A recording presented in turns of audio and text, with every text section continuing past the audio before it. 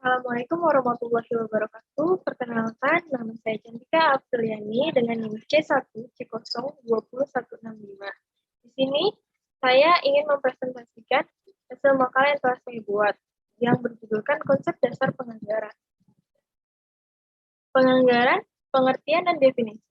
Penganggaran merupakan metode perhitungan yang bisa membentuk bagaimana perusahaan dapat berkembang dengan baik.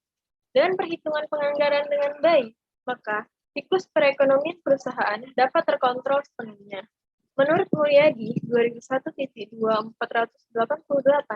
anggaran merupakan suatu rencana kerja yang dinyatakan secara kuantitatif yang diukur dalam satuan moneter, standar, dan satuan ukuran yang lain yang mencakup jangka waktu 1 tahun. Secara umum, anggaran berfungsi sebagai alat perencanaan dan pengendalian bagi pelaksananya. Maka dari itu, proses penyusunan anggaran selain merupakan kegiatan yang penting, juga merupakan kegiatan yang sangat kompleks. Hal ini disebabkan adanya kemungkinan bahwa anggaran dapat berdampak disfungsional terhadap perilaku anggota organisasi. Adapun jenis anggaran terbagi menjadi dua. Yang pertama, anggaran operasional. Anggaran operasional terbagi lagi menjadi tiga. Yang pertama, anggaran pendapatan. Anggaran pendapatan adalah rencana yang dibuat organisasi untuk memperoleh pendapatan pada kurun waktu tertentu. Anggaran pendapatan dapat disusun berdasarkan jenis produk, wilayah pemasaran, kelompok konsumen, atau kelompok wiraniaga. Anggaran biaya. Anggaran biaya merupakan rencana biaya yang akan dikeluarkan organisasi untuk memperoleh pendapatan yang direncanakan. Anggaran biaya biasanya disusun berdasarkan jenis biaya yang dikeluarkan. Anggaran laba. Anggaran laba adalah besarnya laba yang ingin diperoleh organisasi di dalam suatu periode tertentu di masa mendatang. Anggaran laba merupakan gabungan dari anggaran pendapatan dan anggaran biaya.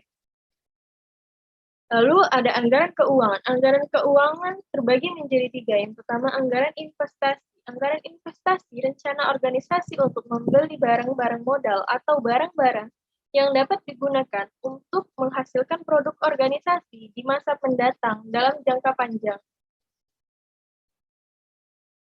Anggaran kas rencana aktivitas penerimaan dan pengeluaran kas organisasi di dalam suatu periode tertentu, beserta penjelasan tentang sumber-sumber penerimaan dan pengeluaran kas tersebut. Proyeksi neraca. Proyeksi neraca, kondisi keuangan yang diinginkan organisasi di dalam suatu periode tertentu di masa mendatang. Proyeksi neraca mencakup jumlah harta ingin dimiliki organisasi, kewajiban-kewajiban yang harus diselesaikan organisasi di masa akan datang. Kesimpulan, suatu anggaran adalah merupakan suatu rencana keuangan periodik yang disusun berdasarkan program-program yang telah disahkan.